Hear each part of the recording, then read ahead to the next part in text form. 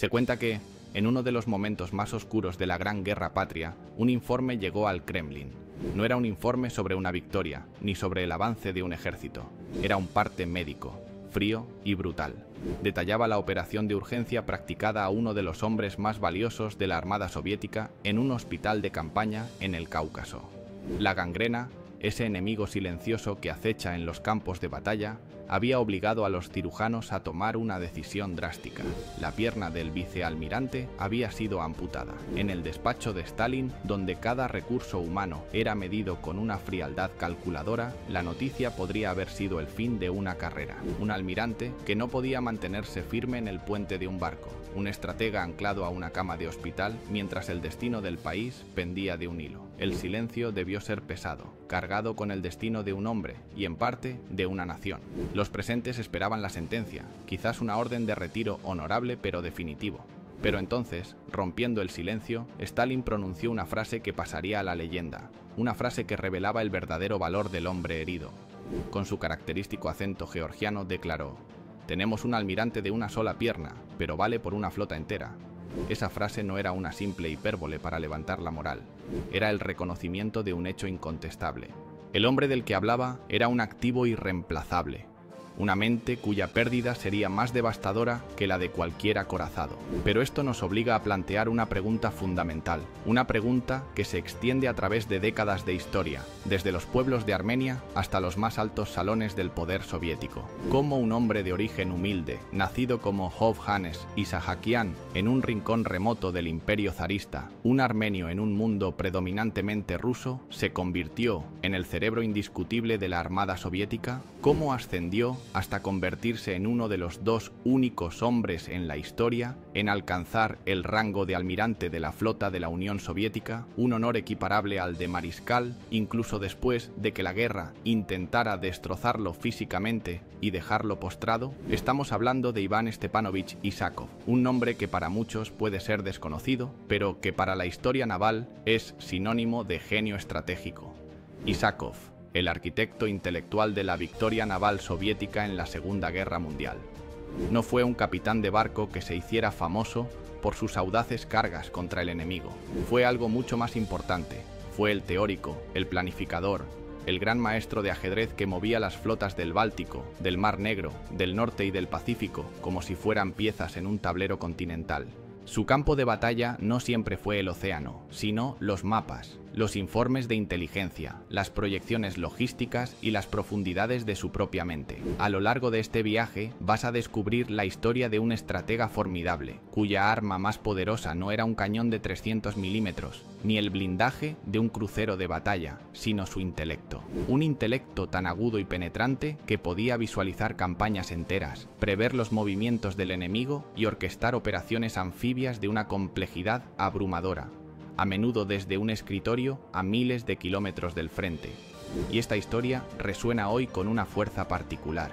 Si crees que el intelecto es la mayor ventaja estratégica que un ser humano puede poseer por encima de la fuerza bruta. Si buscas un ejemplo casi sobrehumano de resiliencia, de cómo un espíritu indomable puede negarse a ser vencido por la adversidad extrema y el dolor físico. O si simplemente te inspiran las historias de aquellos que, contra todo pronóstico, triunfan no por su cuna ni por su suerte, sino por la pura y deslumbrante fuerza de su brillantez, entonces la vida de Iván Isakov te cautivará y no te soltará. Juntos desentrañaremos las claves de su existencia. Exploraremos sus orígenes armenios y cómo su herencia cultural forjó su carácter. Seguiremos su meteórico ascenso como un teórico naval reverenciado, un hombre que escribía los libros que otros almirantes estudiaban. Nos sumergiremos en su papel absolutamente vital durante la Segunda Guerra Mundial, coordinando las acciones de las 4 flotas soviéticas en una sinfonía de defensa y contraataque. Reviviremos el momento fatídico de octubre de 1942, cerca de Tuapse, cuando una bomba alemana desgarró su cuerpo, llevándolo al borde de la muerte. Y seremos testigos de su increíble regreso, su negativa a desaparecer, ascendiendo desde su convalecencia para seguir sirviendo, para seguir pensando y para alcanzar finalmente la cima del poder naval. Su legado, como padre de la doctrina oceánica soviética moderna, perdura hasta nuestros días. La historia de Isakov es la prueba de que las batallas más importantes no siempre se libran en el mar, sino en la mente. Nos deja con una pregunta final, una que resonará a lo largo de todo nuestro relato, y cuya respuesta define la esencia misma de este hombre extraordinario. ¿Puede una mente inquebrantable convertir un cuerpo roto en un símbolo eterno de victoria? Para encontrar la respuesta, para comprender el origen de esa mente inquebrantable, debemos viajar en el tiempo y el espacio, lejos de los pasillos del Kremlin y de las frías aguas del Báltico, a la localidad de Atsiken, cerca de la ciudad fortaleza de Kars. En aquel entonces, 22 de agosto de 1894, era una parte remota del Imperio ruso. Hoy, ese territorio pertenece a Turquía. Allí, en el seno de una familia armenia, nació un niño al que llamaron Hovhannes Ter Isahakian, un nombre que sería transformado por la historia, rusificado a Iván Stepanovich Isakov, pero cuyas raíces definieron al hombre. Su mundo no era el del mar, sino el del progreso industrial que transformaba el imperio. Su padre era un trabajador ferroviario, un hombre inmerso en el lenguaje del acero, los horarios, la física y la ingeniería. En ese hogar, la educación y la técnica no eran lujos, sino valores fundamentales, y el joven Hovhannes absorbió ese entorno como una esponja. Desde sus primeros años, demostró una afinidad casi sobrenatural con los números, una facilidad para la lógica y las ciencias que lo distinguía por completo. Su mente no estaba simplemente interesada en las matemáticas. Parecía estar construida con ellas, cableada para ver el mundo a través de patrones, sistemas y soluciones lógicas. Era un don que, en un principio, parecía destinarlo a seguir los pasos de su padre en el mundo de la ingeniería terrestre. Pero el destino tenía otros planes, y su mirada se volvería hacia el horizonte líquido. El primer contacto de Isakov con el mar fue una decisión que alteraría el curso de su vida y eventualmente el de la propia Armada rusa. Ingresó en la Armada Imperial, un armenio adentrándose en una institución profundamente rusa, y se graduó como guardiamarina justo a tiempo para ser arrojado a la caldera de la Primera Guerra Mundial.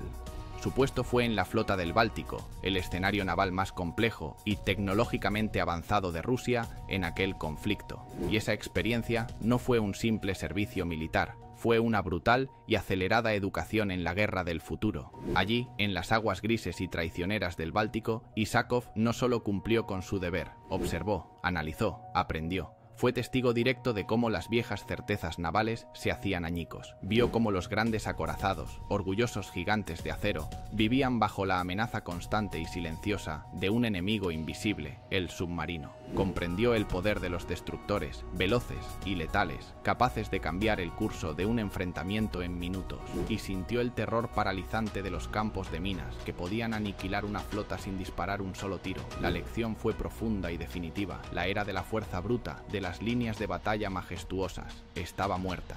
El futuro de la guerra en el mar pertenecía a la tecnología, a la táctica, a la coordinación y a la inteligencia. Y su mente, precisamente, estaba diseñada para ese futuro.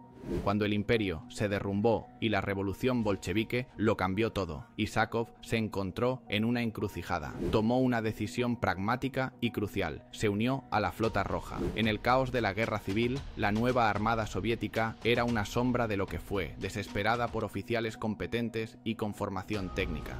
La inteligencia y el conocimiento de Isakov no solo fueron bienvenidos, fueron inmediatamente reconocidos como un activo de valor incalculable. Y aquí es donde su carrera diverge de la del héroe de guerra tradicional. Su ascenso en la Armada Soviética no se forjó en el fragor del combate, no se ganó el renombre liderando cargas audaces ni hundiendo barcos enemigos.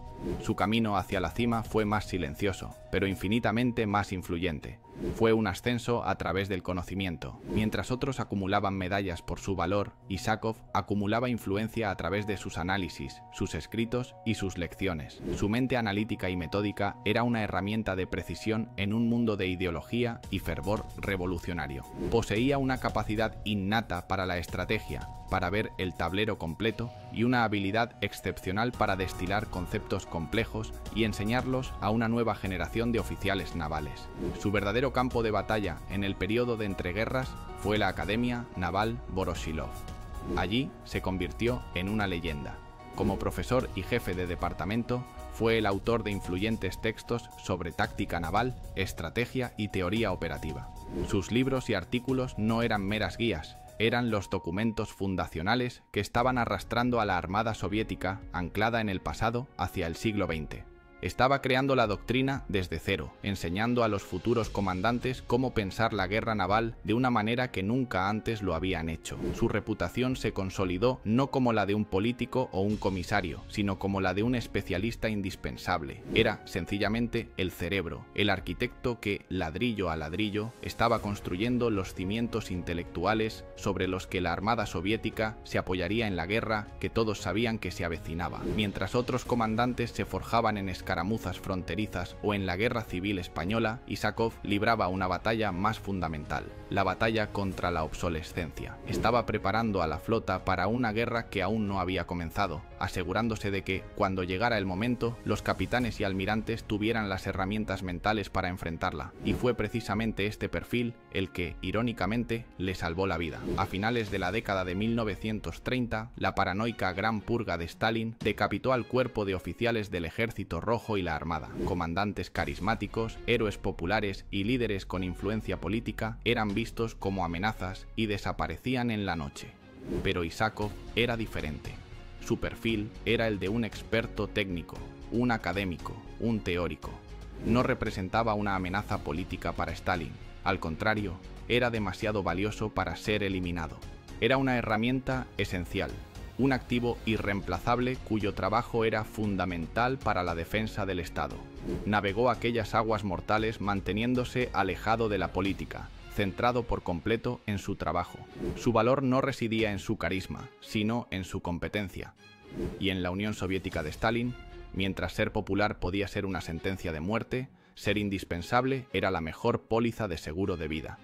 Sobrevivió y siguió ascendiendo, listo para poner en práctica toda la teoría que había desarrollado cuando el mundo finalmente se precipitó a la guerra. El 22 de junio de 1941, la teoría terminó. La Operación Barbarroja, la invasión alemana de la Unión Soviética, desató el conflicto más grande y sangriento de la historia humana. La guerra para la que Isakov se había preparado intelectualmente durante 2 décadas había llegado, y lo hizo con una furia apocalíptica. En este momento de crisis existencial, su rol no sería el de un capitán en el puente de mando, buscando la gloria en una única batalla. Su papel era inmensamente más complejo y mucho más crucial. Fue ascendido a jefe del Estado Mayor Naval, convirtiéndose, en efecto, en el coordinador supremo y el estratega en jefe de toda la Armada soviética. Era el cerebro que ahora debía dirigir los nervios y músculos de un cuerpo naval que luchaba por su vida en 4 mares distintos. Desde su despacho, Isakov se enfrentaba a un desafío titánico. La Armada soviética tenía misiones desesperadas y vitales. En el norte, la flota del norte debía proteger a toda costa los convoyes árticos, la línea de vida que traía suministros vitales desde Gran Bretaña y Estados Unidos. Su fracaso significaría el estrangulamiento lento de la máquina de guerra soviética. En el Báltico, la flota estaba atrapada, asediada, con la misión crítica de ayudar en la defensa imposible de Leningrado, actuando como artillería flotante y protegiendo la carretera de la vida sobre el hielo del lago Ladoga. En el sur, la flota del Mar Negro era la única barrera contra el control total del eje, fundamental para apoyar al Ejército Rojo y defender puertos clave.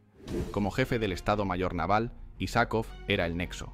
Era el único hombre que conectaba directamente el alto mando de Stalin, la Stavka, con cada uno de estos frentes navales. Su trabajo era una proeza de sincronización estratégica.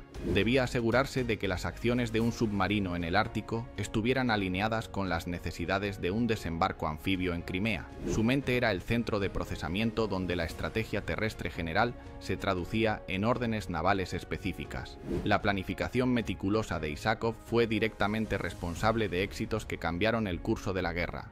La heroica y prolongada defensa de Sebastopol, la resistencia de Odessa, la supervivencia de Leningrado, todas estas hazañas dependieron de la perfecta coordinación entre el ejército y la armada, una sinfonía de fuego y logística orquestada por él. Organizó desembarcos anfibios bajo un fuego infernal, desarrolló tácticas de guerrilla naval para hostigar a un enemigo superior y fue pionero en la defensa coordinada contra la aviación y los submarinos de la Kriegsmarine. Durante más de un año fue el director de orquesta en medio del caos y su batuta era el telégrafo, pero en el otoño de 1942 la situación en el sur se volvió catastrófica. La ofensiva alemana avanzaba imparable por el Cáucaso, amenazando con apoderarse de los campos petrolíferos de Bakú, el corazón que bombeaba combustible a todo el esfuerzo bélico soviético. La Stavka necesitaba allí a su mejor mente estratégica, no en un despacho de Moscú, sino en el frente. Isakov fue enviado como representante del alto mando para coordinar personalmente la defensa conjunta del Ejército Rojo y la flota del Mar Negro. Fue allí, en medio de la desesperación, donde la historia de Isakov trascendió la estrategia para convertirse en leyenda. El 4 de octubre de 1942, mientras viajaba en coche por el paso de Goutsk en la carretera de Tuapse, la guerra lo alcanzó de la forma más brutal. Un silbido agudo seguido de una explosión ensordecedora. Una bomba alemana reventó el convoy. El metal retorcido y el fuego envolvieron el vehículo de Isakov. Cuando lo sacaron de los restos humeantes, su pierna derecha estaba destrozada. Fue evacuado de urgencia a un hospital de campaña, pero la herida era demasiado grave y la infección inevitable.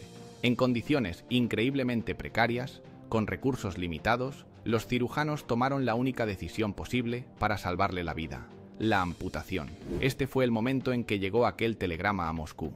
El golpe físico y psicológico habría supuesto el fin de la carrera para cualquier otro hombre, pero Isakov se negó a ser una víctima, se negó a retirarse. Su mente, la fuente de su verdadero poder, estaba intacta y se negó a que un cuerpo roto la silenciara. Esta negativa a rendirse, desde una cama de hospital manchada de sangre, se convirtió en un poderoso símbolo. Si un almirante podía perder una pierna y seguir luchando, ¿qué excusa tenía un soldado para retroceder? Su resistencia personal encarnó el espíritu de la orden, ni un paso atrás. Demostró de la forma más dolorosa posible que su valor para la Unión Soviética no residía en su capacidad para caminar, sino en su capacidad para pensar. Y así comenzó el último y más extraordinario capítulo de su servicio en la guerra. Tras casi un año de una recuperación agónica, aprendiendo a caminar con una prótesis de madera tosca y dolorosa, Isakov regresó al servicio activo. El hombre que volvió no era el mismo, pero su propósito era más fuerte que nunca. Stalin, reconociendo su valor irreemplazable, lo nombró viceministro de la Marina. Desde esa posición, continuó siendo el estratega naval más importante del país. Su experiencia, ahora forjada no solo en la teoría, sino en el sufrimiento personal, era un tesoro nacional. Comandando desde el dolor, con un cuerpo quebrado al servicio de una mente intacta, Isakov supervisó la fase final y victoriosa de la guerra naval soviética. Planificó las operaciones anfibias masivas en el Báltico, que apoyaron las grandes ofensivas del Ejército Rojo hacia Königsberg y Berlín. Orquestó las campañas de la flota del Mar Negro, que liberaron Crimea y expulsaron a la Kriegsmarine de sus aguas. Y mientras la guerra en Europa llegaba a su fin, su mente ya estaba en el futuro, planificando la estructura y la doctrina de la Armada Soviética para la era de la posguerra y la inminente confrontación con Japón. Iván Isakov terminó la guerra no solo con el título de Héroe de la Unión Soviética adornando su pecho. Terminó la guerra como la personificación viviente de la tenacidad. Había vencido a los estrategas enemigos en el tablero de ajedrez naval y había vencido la tentativa de la propia guerra de destruirlo físicamente. Era el almirante de una sola pierna que valía por una flota entera, un gigante intelectual cuya leyenda ya era indestructible. Cuando los cañones de la Segunda Guerra Mundial finalmente callaron, un nuevo silencio se apoderó del mundo, el silencio helado de la Guerra Fría. Para la Unión Soviética, la victoria no era un final, sino el comienzo de una nueva y peligrosa confrontación. Y en este nuevo orden mundial, el prestigio de Iván Isakov era inmenso, casi mítico. Su sacrificio personal y su genio estratégico lo habían elevado a un estatus único. Su relación con Stalin, siempre basada en la necesidad y el respeto intelectual, se consolidó. Stalin, el líder supremo que desconfiaba de casi todos, veía en Isakov la encarnación de la competencia pura, un intelecto tan poderoso que era una fuerza de la naturaleza, un recurso nacional que debía ser preservado y utilizado. Isakov emergió de la guerra como el líder intelectual indiscutible y la autoridad moral de la Armada Soviética. Fue nombrado nuevamente jefe del Estado Mayor Naval, pero su misión ahora era aún más monumental que la de antes de la guerra. Ya no se trataba de defender las costas, sino de proyectar el poder soviético a través de los océanos del mundo. Supervisó la transformación radical de la flota, impulsando la construcción de nuevos cruceros, destructores y fundamentalmente una formidable fuerza de submarinos nucleares. Estaba sentando las bases de una armada oceánica global, una flota de aguas azules, capaz de desafiar a sus nuevos adversarios en cualquier rincón del planeta. El reconocimiento a una vida de servicio y genialidad llegó a su cenit el 3 de marzo de 1955. En un acto que subrayaba su posición legendaria, Iván Isakov fue ascendido al rango de almirante de la flota de la Unión Soviética. No era una simple promoción. Era el rango naval más alto posible, equivalente al de mariscal de la Unión Soviética, un honor tan exclusivo que en toda la historia soviética solo 2 hombres lo ostentaron, él y Nikolai Kuznetsov. Con esto, Isakov entró en el panteón de los más grandes líderes militares de su nación. Pero a medida que la gestión del día a día pasaba a una nueva generación, Isakov se embarcó en su misión final y quizás la más duradera, la de historiador y académico. Se dedicó con una energía inagotable a escribir la historia oficial de la Armada durante la guerra y a publicar una vasta cantidad de trabajos sobre ciencia, táctica y estrategia naval. No se retiró a una vida de descanso, cambió de campo de batalla, del puente de mando y la sala de mapas al silencio del estudio, donde su arma volvía a ser la pluma. Y fue aquí donde cimentó su legado para la eternidad. Sus obras se convirtieron en los textos de estudio obligatorios para generaciones de oficiales navales soviéticos. Si querías comandar un barco en la Armada Soviética, tenías que estudiar a Isakov, tenías que aprender de su mente. Sus escritos no eran simples memorias llenas de anécdotas personales. Eran profundos y rigurosos análisis estratégicos, tácticos e históricos. Desglosó cada campaña, cada decisión, extrayendo lecciones que formarían la columna vertebral de la doctrina naval soviética durante el resto del siglo XX. De manera muy literal, Iván Isakov es considerado el hombre que escribió las reglas para la Armada Soviética moderna. En sus últimos años fue una figura venerada, un héroe de la Unión Soviética cuyo pecho apenas tenía espacio para las medallas, un gigante intelectual respetado por aliados y adversarios por igual. Y para el pueblo armenio, él era mucho más. Hovhannes Ter Isahakian, el hijo del trabajador ferroviario de Kars, se había convertido en un inmenso orgullo nacional, un símbolo del talento y la resiliencia de Armenia en el escenario mundial. El 11 de octubre de 1967, Iván Stepanovich Isakov falleció en Moscú. Su muerte marcó el final de una era para la Armada Soviética. El arquitecto se había ido. Fue enterrado con los más altos honores militares en el cementerio Novodevichy, el lugar de descanso final de los hijos e hijas más ilustres de la nación. La historia de Isakov responde a esa pregunta que nos planteamos al principio. Demuestra, más allá de toda duda, que una mente inquebrantable no solo puede triunfar sobre un cuerpo roto, sino que puede convertir esas mismas cicatrices en un símbolo de victoria, en una fuente de inspiración. Su vida fue un testimonio de que la estrategia más poderosa, el arma definitiva, no se forja en el acero, sino en el intelecto, la voluntad y la indomable capacidad del espíritu humano para sobreponerse a todo. ¿Cuál es, entonces, el veredicto final de la historia sobre Iván Stepanovich Isakov? Más allá de los honores y las medallas, su legado se erige sobre un pilar fundamental e indiscutible. Es reconocido como el padre de la Armada Soviética moderna, un título que encapsula a la perfección su rol. Fue un genio estratégico cuyo verdadero campo de batalla no era el mar, sino el mapa, y cuyo mayor triunfo, más allá de cualquier campaña, fue su propia e inquebrantable resiliencia. Sus logros intelectuales siguen siendo objeto de estudio en las academias navales de todo el mundo.